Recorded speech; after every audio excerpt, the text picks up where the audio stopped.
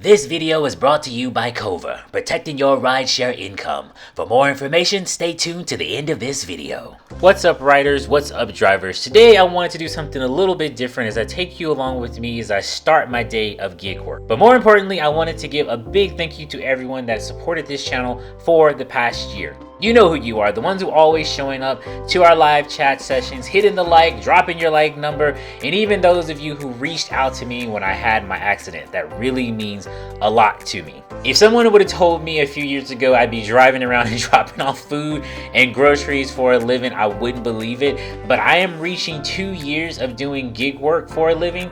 This past January marked my first full year of also doing YouTube.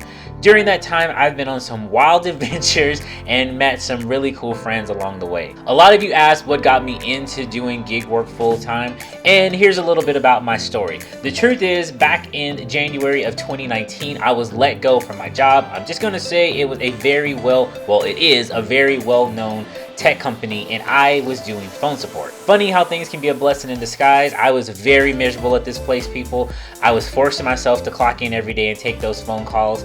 Each time that I was clocking in, I was literally dying inside. My depression and anxiety levels were uncontrollable. So much that I had to seek counseling just to make it through my final months at that job. I also feel what really played into this anxiety and depression and just my entire mood around that time is I lost two very important people in my life. One that November, and then in the following year I lost my grandmother that February. So having to go in and put on a happy face, you know, quote unquote, was not easy when I had so much more grieving to do. I would never talk bad about this company. They take care of their employees like no other place I've ever worked for, but I should have left a long time ago. I told myself after losing that job, I didn't want to do any more call center or retail work. I wanted to do something completely different, maybe even like become a bungee jump instructor. And I am terrified of heights, but I just wanted something new. I was employed at an office supply place for 12 years, but before that, I worked 3 years at HEB, the grocery store you guys see me do all my shopping in.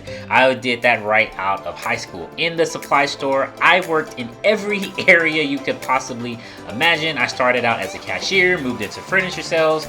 They found out I was pretty good with graphic design. I was going to school for it that time also, so they put me in the copy and print center. They saw I was good with computers, so they moved me over to the tech department. Not too long after that, I was a manager at the tech department and also co-managing the copy and print center. I was doing so well at the copy and print center, they actually had me become a full-time manager there, go to other stores to help with sales, and I even was a floor manager where I went and opened up multiple stores around the city. Mind you, none of these tasks were anything I ever wanted to do. I had no passion for it at all, but it came at a time when my mom got really sick and she needed some extra care and attention, so I had to do what was needed to pay the bills, and trust me, it was not easy. I was very heavy into creating back then. I had my own universe of superheroes and villains. I even turned some of my childhood friends into some of these heroes, but the bigger responsibility took center stage. I'll never forget at my birthday party in 2019 when I lost my tech job and told my friends I was considering doing UBEREATS. You could cut the air with a knife. It was so thick with judgment, and the looks on their faces, yeah, they were judging me.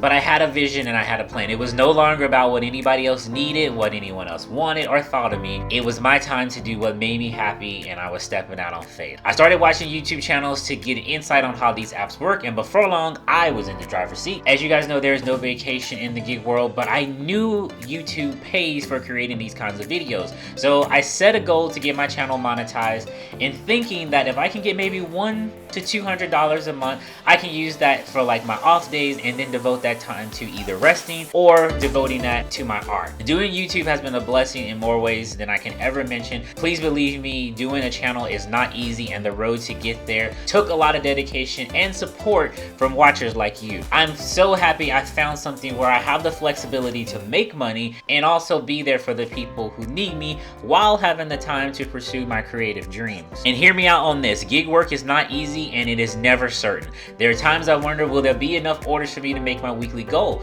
But as I said many times before in my videos, if you want it to work, you'll find a way to make it work. The one big thing I took away from this year is multi-apping is the key, and to have a backup plan. I stayed too long at jobs for the sake of the title or the benefits it brought me, all the while it was damaging me mentally and spiritually. I would be so mentally exhausted when I got home from work. There was no energy to create.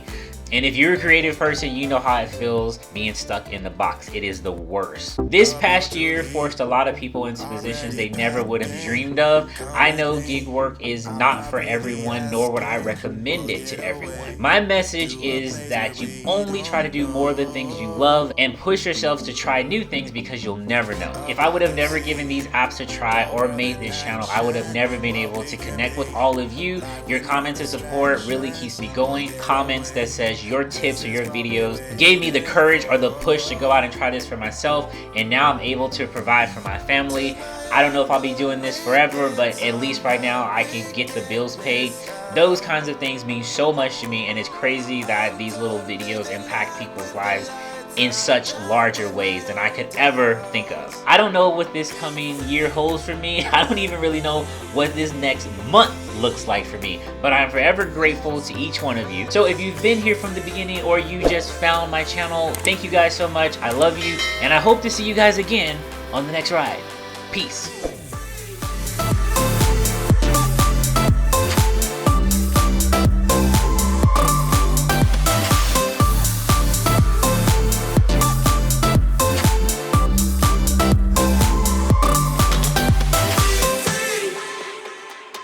And before we go, we'd also like to take a moment to thank our sponsor KOVER, protecting the gig workers' rideshare income, as well as many more added benefits. Interested? Then we suggest looking into KOVER's income protection starting as low as $7 a month. This protection gives you a mileage tracker and puts KOVER's legal team in your corner in case you're wrongfully deactivated. Enticing, isn't it? We suggest you check out our full-length KOVER video listed below. Then sign up for your 1-month no-obligation free trial at KOVER.AI. Go on, see how KOVER can cover you.